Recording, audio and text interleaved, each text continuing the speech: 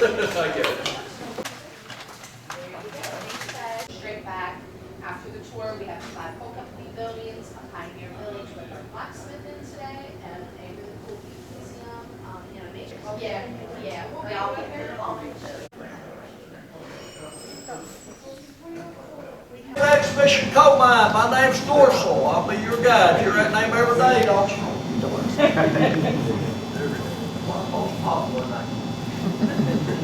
We gotta have safety meeting. First thing we do is stay seated while these cars is moving. Ready to go?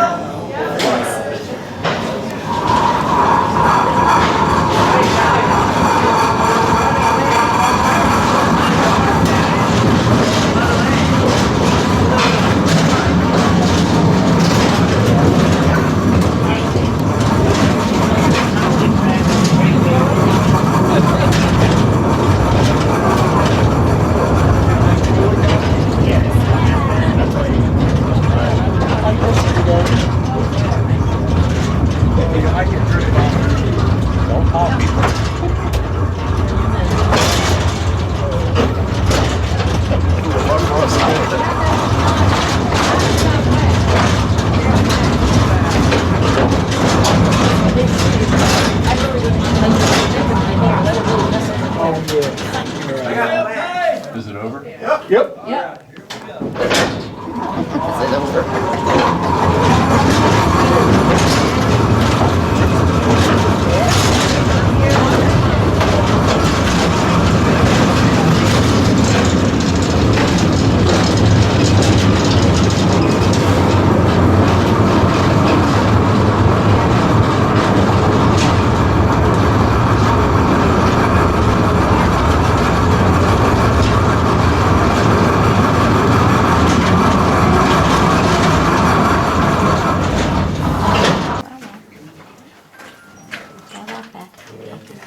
Hey, this coal mine here opened up in 1890. The Phillips family on this property out front, they were farming. So one day, by accident, digging post holes, they found this seam of coal. The family talked it over and decided to mine house coal, see if they could sell to the folks in this area and do better than farming. Done real well in here for 20 years, 1890 to 1910. The reason they shut down, coal companies in this area selling coal cheaper than them, put them out of business.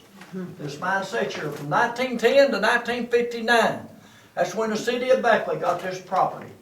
Took them over 2 years to make this into a tour mine. Started giving tours in June of 1962. Normally 50,000 people per year come through here from all over the world. A few years ago we had that World Scout Jamboree up here. I think it was in 19. We had almost 60,000 that year. Okay, this area right here, ones they can see in here, this was mined about 120 years ago. This is original works of the Phillips family. Big difference in out here, actual width here was probably 5.5 foot wide, maybe not even that. The reason for that is roof control.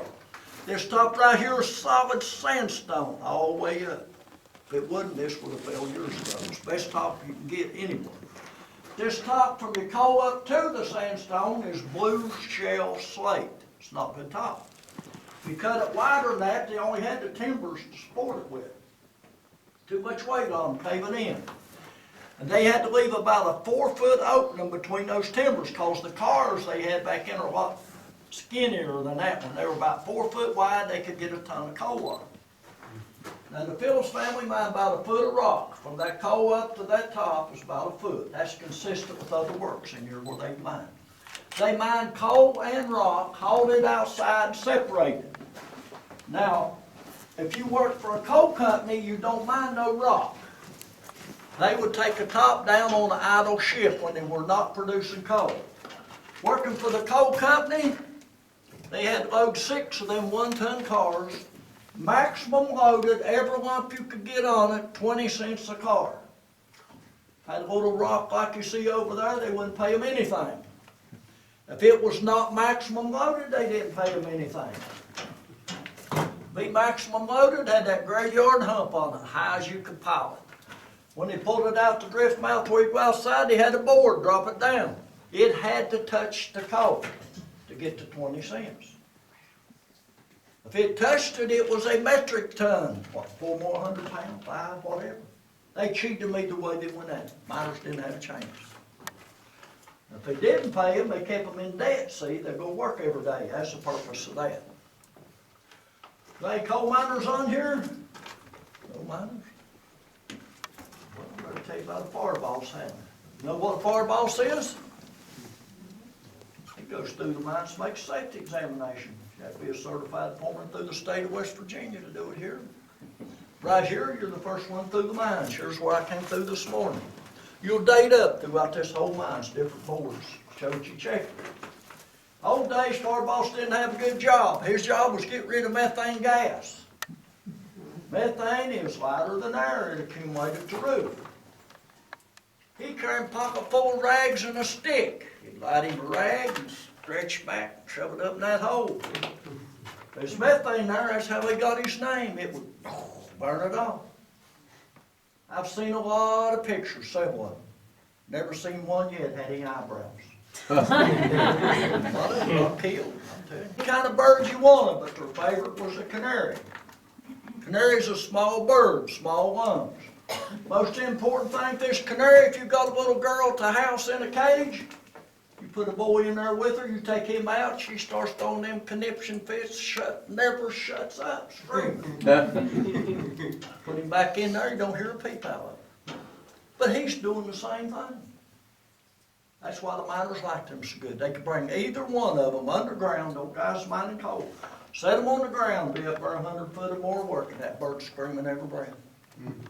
He gets where he don't hear it, and he gonna crawl back there and flop over like this one. Just saved his life, see. Check for methane, we use these flame safety lights. See, this has vents around the top. You just ease it up real slow. If you have methane, you'll get a blue cap on this flame, just like a gas stove. You just ease her down. Now, when I wasn't checking methane, I'd stick it in a belt loop.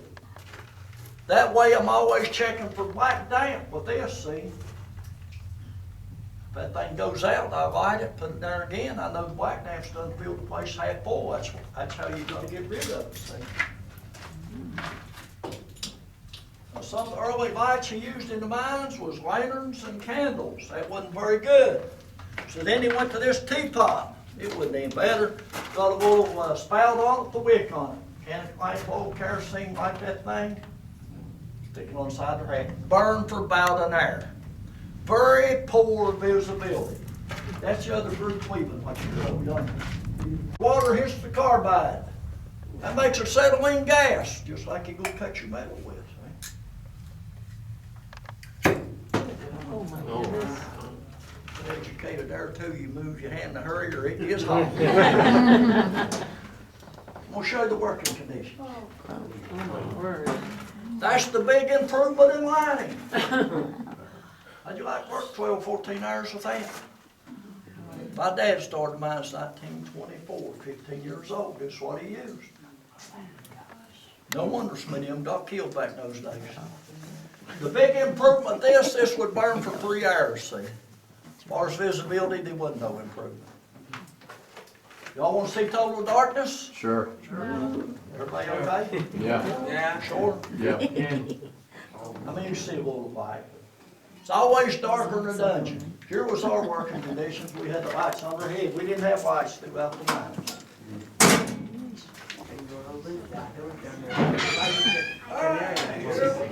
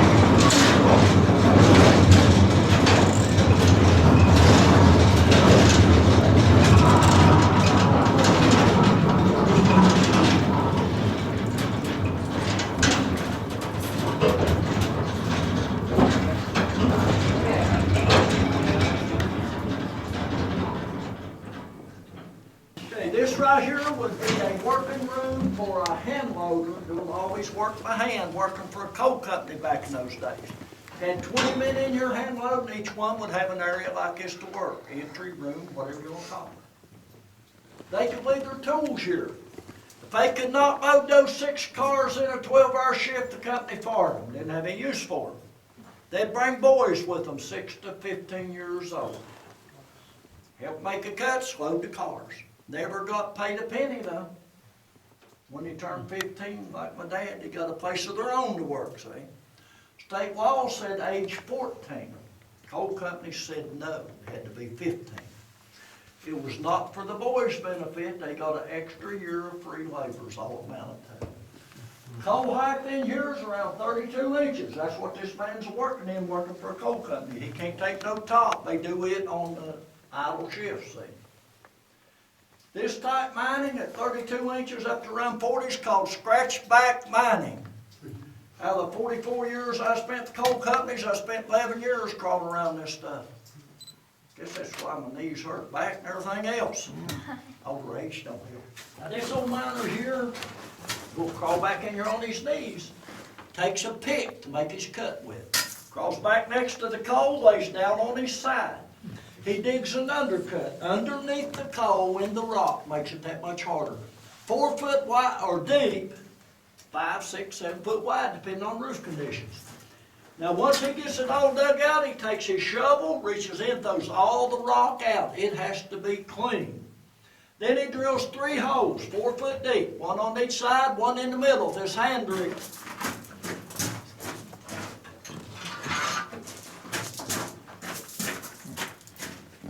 It's called a breast auger. He's on his knees, puts that against his chest, leans into it, cranks it. Take a while, drill them holes. Eventually he'll get it.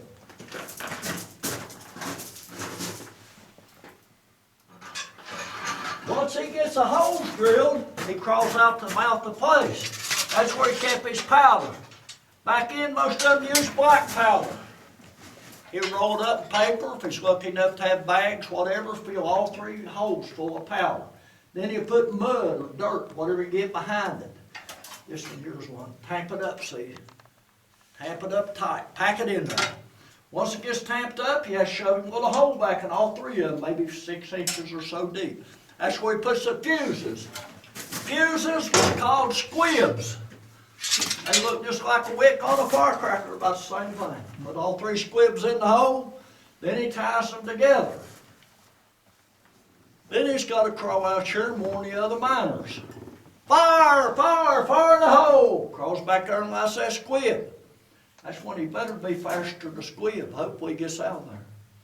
As soon as the shot goes off, he don't have time for that dust and smoke to clear. The company don't allow it. Shoves that first car right up in that dust, gets as close as he can get it and blocks it. There's not enough height to shovel over the car, it's in the top. The board on the front has hinges, flip it down. The shovel he uses like a pitchfork. The only thing he loads is lump coal. Starts slinging that coal back in that car. Eventually he'll get all 3 cars loaded. Someone will take them outside. He's got to get another cut. But he has 4 foot of unsupported top.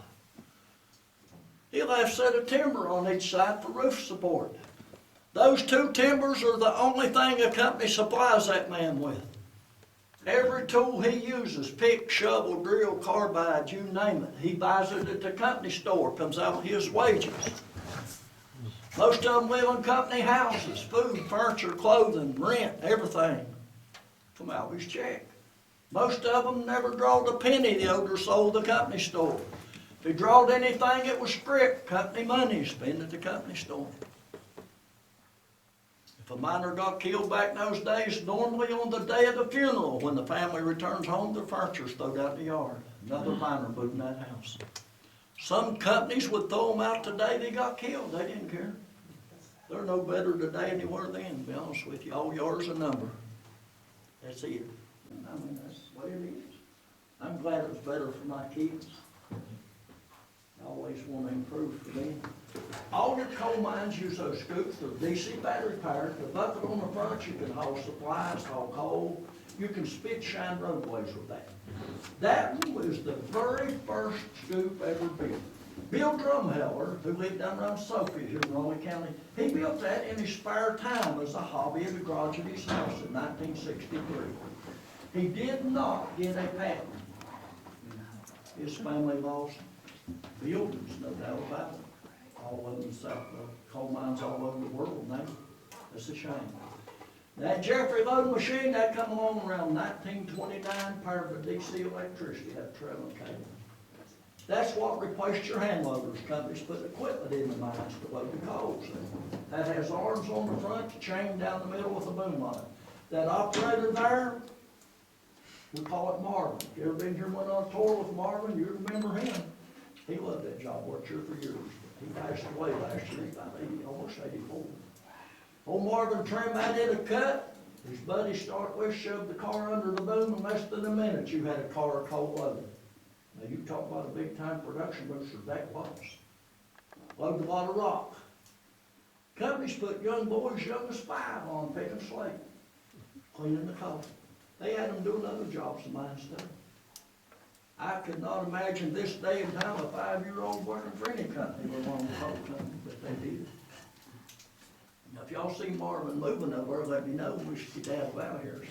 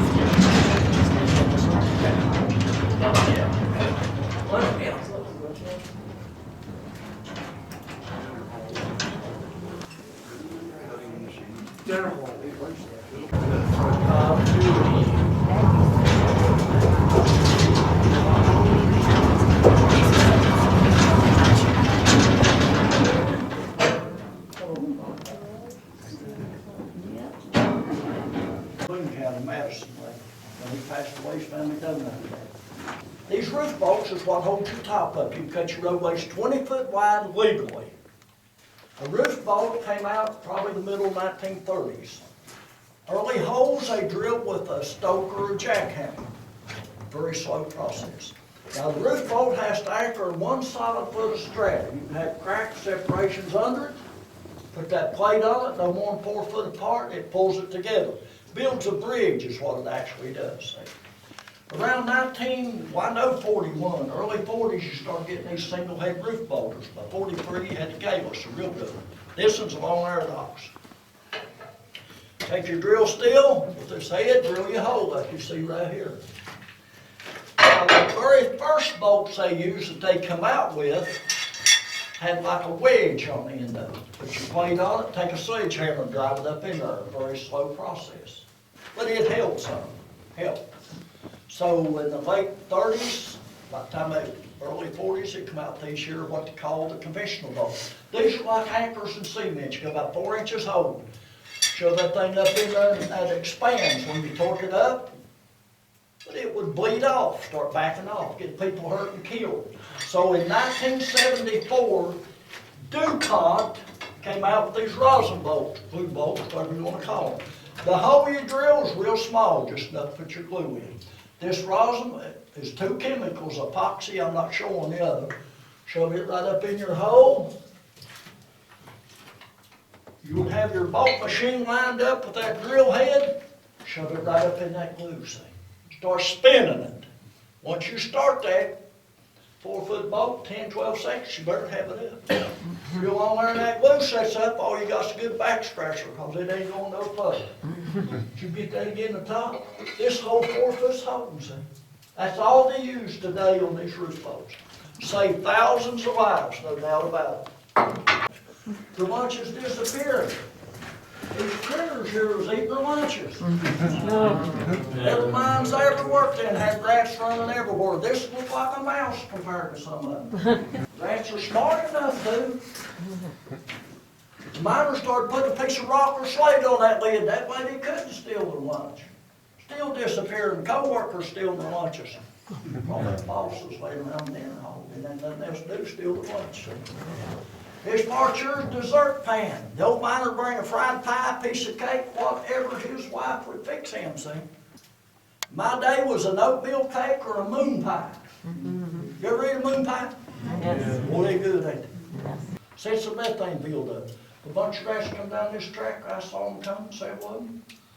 We're gonna be in front of them, you can bet on that, that's how much I trust them. They've saved a lot of lives, that's why they're in the coal mines.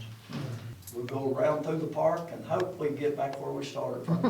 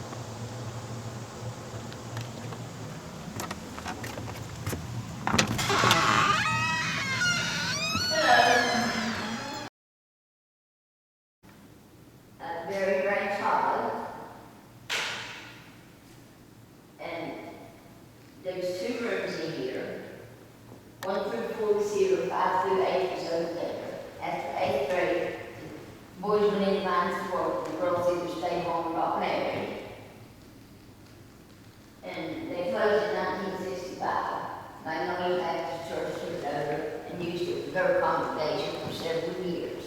After they got done, they donated it to the expedition coal mines. The miners and other people that worked here went over and tore it down piece by piece, brought it over here in 1999. December the 6th, 3 years later, December the 6th, 2004, they got it open for tours. That is a girl and boy dictionary. It says right on the front, boys and girls. The rules for the teachers and the kids back there on that table. Our oldest books are back there in the picture frame.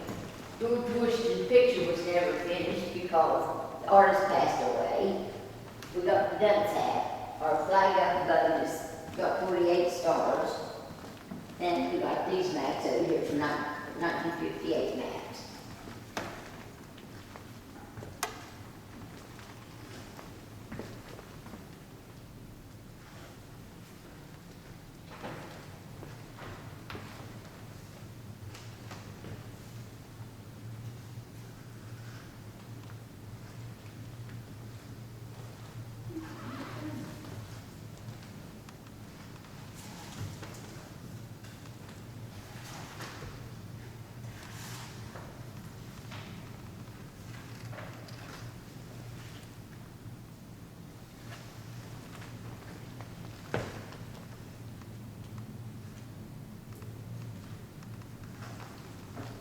And here was your tablet back in the day.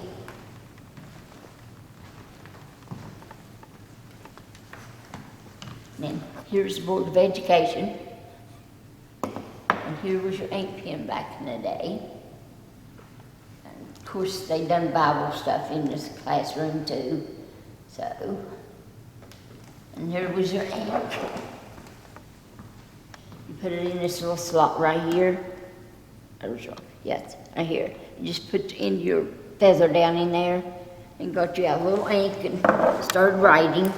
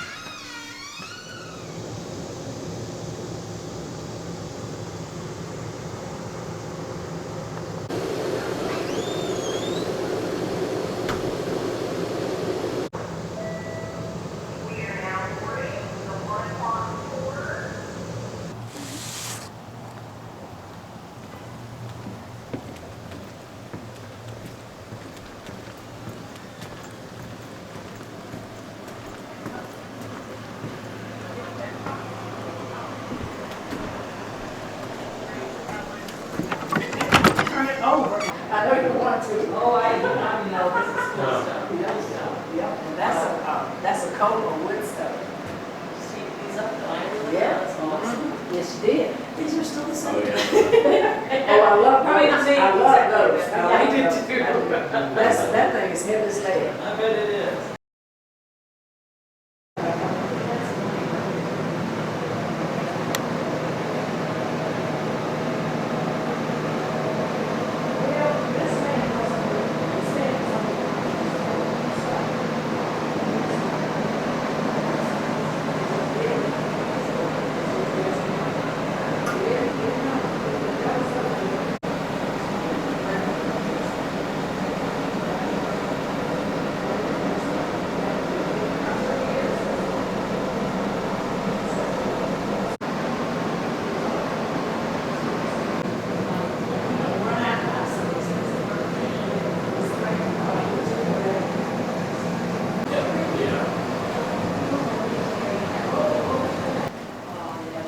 It didn't bother me when they were up, because I just knew it. I mean, I'm thinking to myself, I shouldn't have to apologize for not having the furniture, because we didn't get it tonight. Somebody was living until 1990. But they left, because that's why the furniture, the floors and things were so bad. so. I'm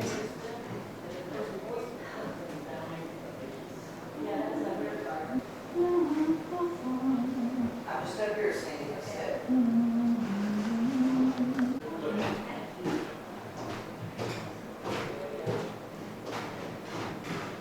Charlie Earhart, he was actually car dealership.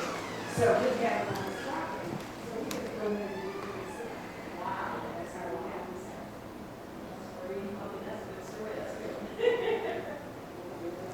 Okay, thank you. Remember this, one time, there's a barber shop first. And then there's a bathroom, 2 bedrooms. Okay. You're gonna see a turtle sewing machine, you're gonna turn right, and then you're gonna see a mannequin in the post office.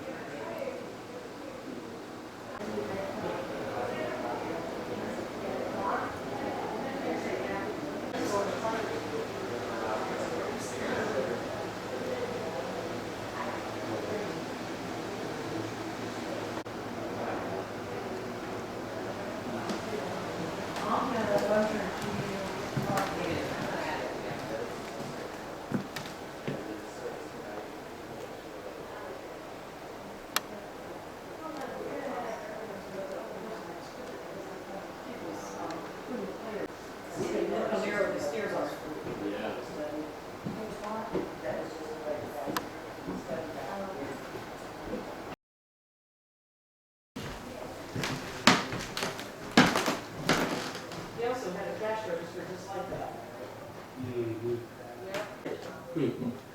I heard them had some antiques. Machine.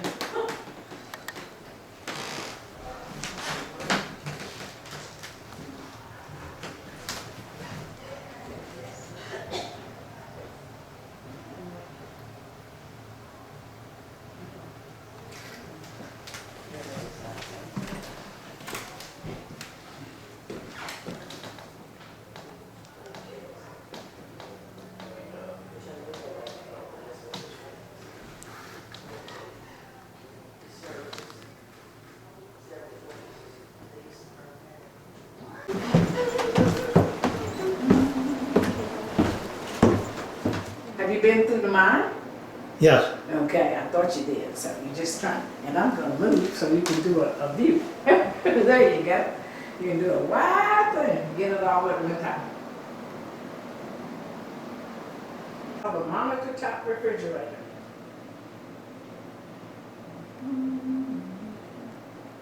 Motors on top.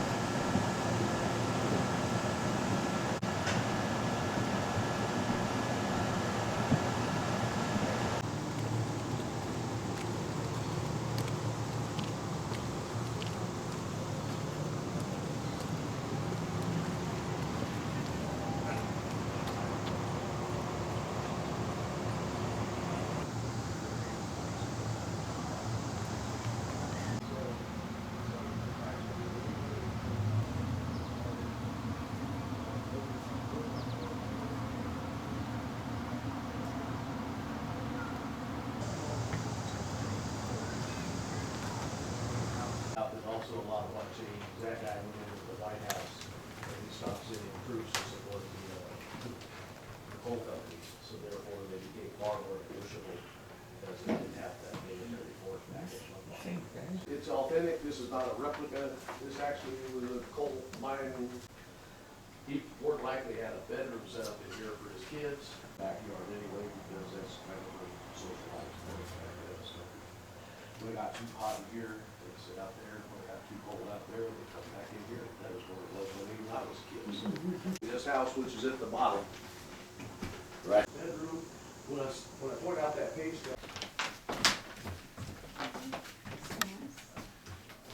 You're really from Philly, or somebody just give you a hat? What's that? You're really from Philly, or somebody just give you a hat? Well, we're from Pennsylvania, but I'm a big Phillies fan. I know the feeling, I'm an A's fan.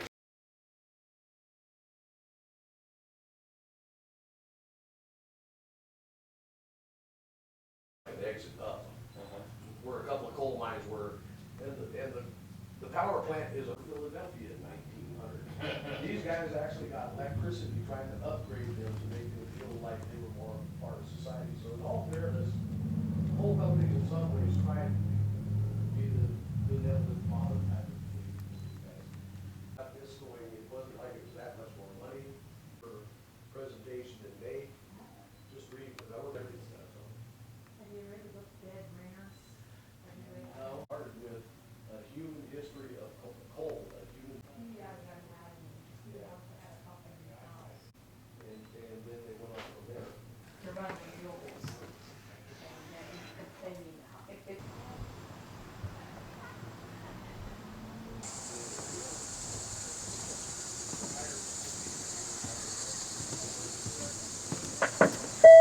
We are now boarding the 1:30 tour.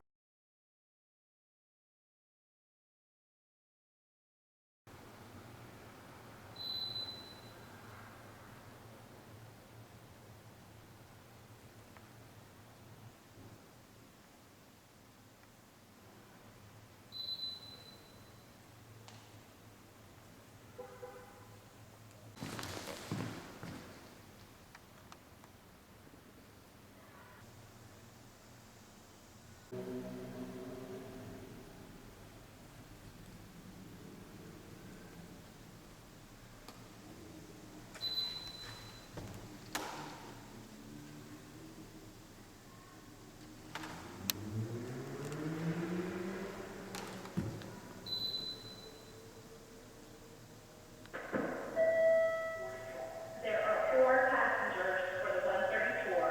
4 passengers.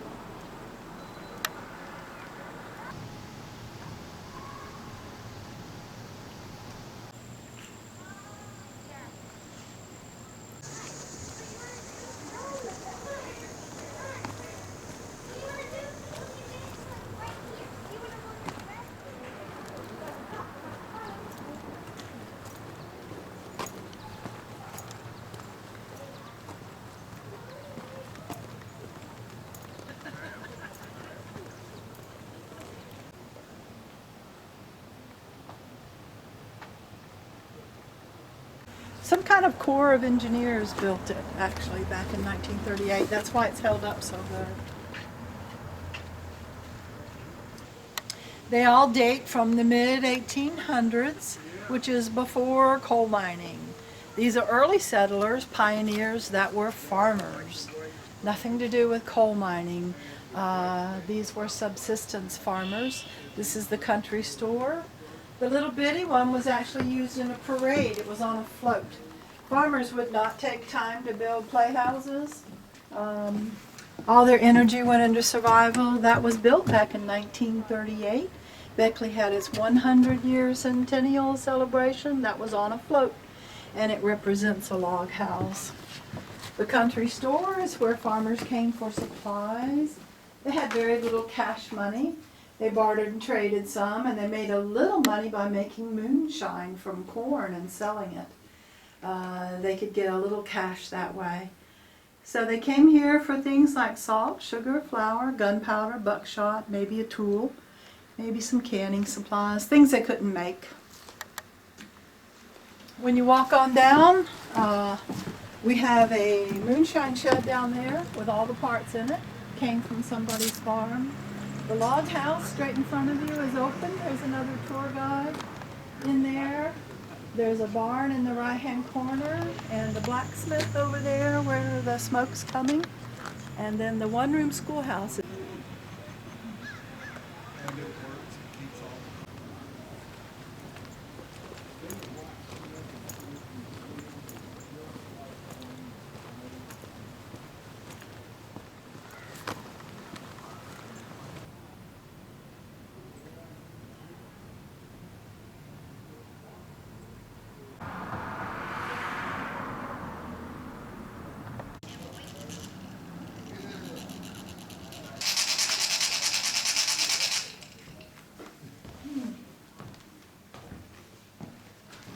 One for boys and one for girls.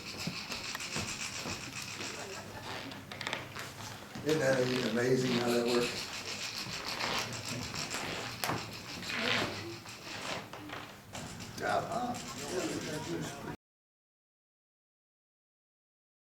Did you guys get to enjoy the coal mines? Oh, terrific. Pretty cool, wasn't it? Yes. I'm gonna show you my favorite piece of coal mining history. And it just so happened to come from a blacksmith. And it's how the coal miner sees underground.